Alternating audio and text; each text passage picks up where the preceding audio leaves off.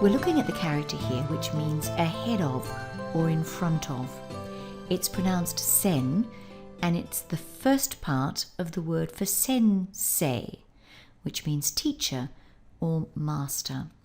Let's have a look at the origins of this character before we go further.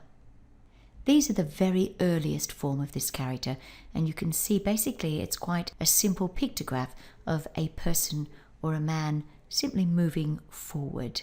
This is the slightly more modern version, about 3,000 odd years ago. Again, clearly a man or a person moving forward ahead of you or in front of you. This is the form that was standardized about 2,000 years ago. You can see it's gone through some complicated stages, but essentially if you have a look at the character on the top there, you can still identify those legs on the bottom and that humanoid part on the top. Let's have a look at the stroke order now. So we're starting here on the left, down for 1, then we go across, down, across, and underneath we have these 2 strokes which represent human legs. There we have sen.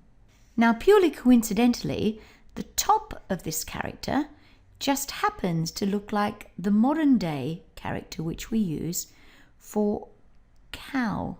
It's not exactly the same. We have to remove that bottom portion, but you can basically see that that's the same as the top part of sen. So we've got a cow on top, and on the bottom we've got what actually is a pictograph of human legs. So the first part of the word for sensei, that's this character, sen, you could say was very similar to a cow on human legs. That would be a little bit rude, but if it helps you remember sen, that's absolutely fine.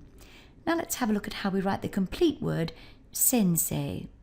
Let's just move sen over here, and then we can add sei.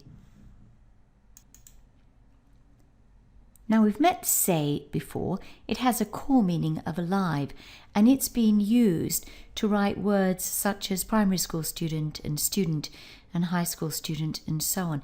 It's often used to represent a human being because of that core meaning of being alive. In this case it's used with sen, it's pronounced sei, and it represents a teacher. Let's just remind ourselves of the stroke order. So we go down on the left, we go across, down, across, and finally we put the last stroke like that, and there we have sensei or teacher.